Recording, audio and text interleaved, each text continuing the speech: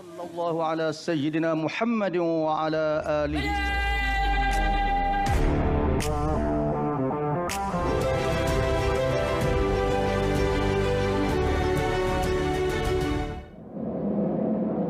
Baik, bertemu kembali bersama saya Hafidh Hussain untuk pembarisan peringatan Hari Polis ke-219 tahun 2022. Masih bersama saya yang dihormati SAC Azman Abdul Razak, SAC Dasar Strategik PDRM, Urus Setia Ketua Polis Negara. Baik tuan, waktu yang singkat ini penting untuk kita gambarkan betapa pentingnya dan jauh sejarah perjalanan entiti panjang ini, keselamatan yang menjaga keluarga Malaysia 215 tahun. Mungkin ada sejarah yang perlu diketengahkan supaya masyarakat terdidik untuk kita sama-sama menghargai jasa Polis Diraja Malaysia ini.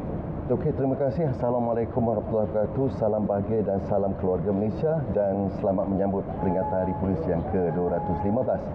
Pasukan Polis merupakan entiti keselamatan dalaman yang tertua dan telah meniti sejarah perjuangan yang sangat lama di negara kita. Syukur alhamdulillah sejak penubuhannya 215 tahun yang lepas sehinggalah kepolisian moden ini, kita entiti keselamatan dan juga Polis Diraja Malaysia berjaya mengharungi ranjau perjuangan Tuan Hafiz dengan penuh ranjau dan berduri.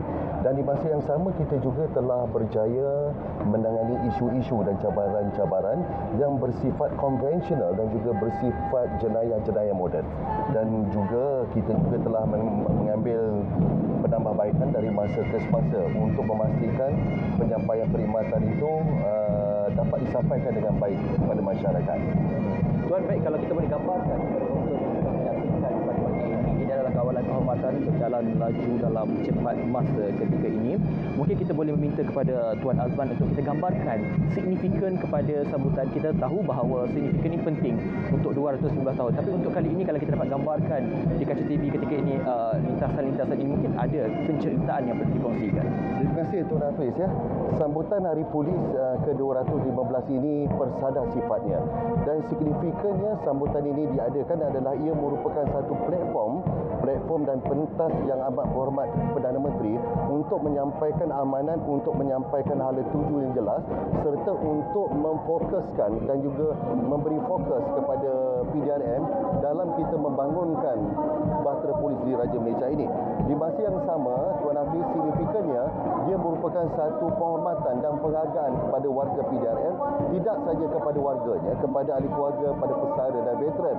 Dan yang paling penting kalau kita lihat, dia merupakan satu pentas dan ruang untuk memberi motivasi kepada warga PDRM dalam kita menterjemahkan kelangsungan dalam kita menyampaikan perkhidmatan yang berprestasi pada masa akan datang dan terus kekal relevan. Kalau kita boleh gambarkan pada awal pagi tadi kita katakan bahawa melibatkan 630 keanggotaan, ia dalam keadaan terhad tetapi lebih sedikit berbanding tahun lalu disebabkan oleh SOP dan sebagainya dengan keluasan 23,625 meter persegi padang kawat di Pusat Latihan Polis Pulau Paul Talan Semarak, Kuala Lumpur.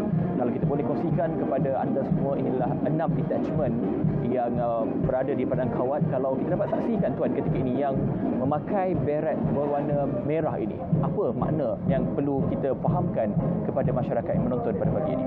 Okey, Tuan Hafiz, sebelum saya menyentuh tentang perkara itu, beret merah ini, suka saya menyatakan di sini bahawa pada tahun ini kita juga menyambut secara sederhana tetapi sedikit meriah berbanding 2 tahun kebelakang ini.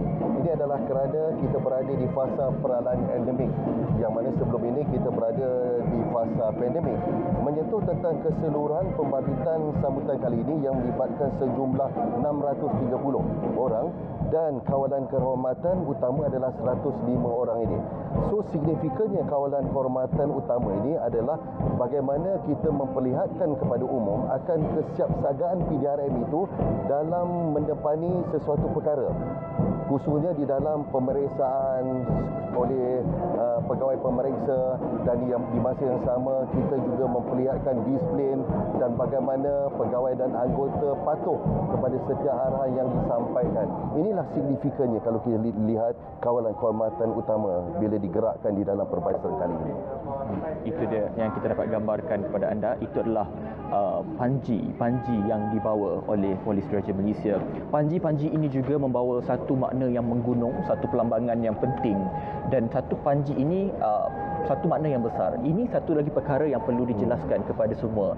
betapa pentingnya panji-panji yang dibawa itu, Tuan? Okey, panji-panji Sang Saka Biru ini adalah sesuatu yang signifikan, khususnya di dalam Perbarisan Hari Polis pada tahun ini dan juga tahun-tahun mendatang. Dan panji-panji ini akan dibawa pada majlis atau acara resmi PDRM yang dihadiri oleh pembesar-pembesar negara, ya, seperti Kebawah Duli Yang Maha Mulia Seri Paduka Yang di-Pertuan Agong, Yang Amat Berhormat pada Menteri dan juga Yang Berhormat Menteri-Menteri. Panji ini telah dianugerahkan pada tahun 1961 dan telah diperbaharui panji-panji ini pada tanggal keramatnya, iaitu pada 11 November tahun 1997, Tuan Hafiz. Inilah signifikannya betapa adanya semangat dan roh panji-panji ini di dalam entiti Bahtera Polis Diraja Malaysia. Tuan Hafiz. Itu penting untuk kita gambarkan betapa pentingnya panji itu. Dan seperti yang dimaklumkan, kalau kita dapat dengar apa yang kita kongsikan dan juga kita sudah war-warkan tema untuk sambutan ataupun pembarisan peringatan Hari Polis ke-219. Temanya masih lagi dikekalkan, polis dan masyarakat berpisah tiada. Lagi dua entiti kita maksud kat sini, polis dan juga masyarakat berpisah tiada. Ini satu lagi makna bagai aur dan tebing yang perlu kita gambarkan betapa pentingnya komitmen dan juga komunikasi antara dua entiti ini, Tuan. Saya setuju. Terima kasih Tuan Hafiz. Tema polis dan masyarakat berpisah tiada ini masih dikekalkan pada tahun ini. Sebenarnya tema ini telah digagaskan pada tahun 2015 dulu. So kalau kita lihat polis ada publik dan publik ada polis, yang telah digagaskan oleh Sir Robert Peel merupakan satu prinsip kepolisian moden yang perlu kita bawa pada hari ini dan pada masa akan datang. Dan bila kita melihat pentakrifan tentang polis dan masyarakat berpisah tiada ni, Tuan Hafiz, dia memperlihatkan bagaimana polis dan masyarakat itu tidak boleh dipisahkan. Ibarat sebagaimana Tuan Hafiz nyatakan tadi, ibarat aur dengan tebing, ibarat rimbun pohon dengan dia rimbunan daunnya, ibarat isi dan kukunya. Dan di masa yang sama meminta polis dan juga masyarakat itu sentiasa berganding bahu dan bekerjasama di dalam membangunkan komunikasi sosial, khususnya di dalam konteks pecahan jenayah. Okey, dalam konteks ini dengan izin Tuan Hafiz, apabila kita menjayakan agenda tema ini, kita harus berpegang kepada 3 fokus utama, iaitu memelihara ketenteraman awam, kita mengurangkan jenayah dan juga kita memantapkan integriti di dalam pasukan. Itulah pentingnya, Tuan Hafiz. 3 elemen yang didukung dalam polis dan masyarakat bersedia, itu tema yang diangkat untuk tahun ini, masih lagi sama seperti tahun sebelumnya. Tapi Tuan, kita akan kembalikan semula siaran ini kepada studio kita di Angkasa Puri. Kita akan kembali untuk perbincangan lebih lanjut. Jadi saya kembalikan semula kepada Ridwan Mustafa dan Raja Sofi di Angkasa Puri. Silakan.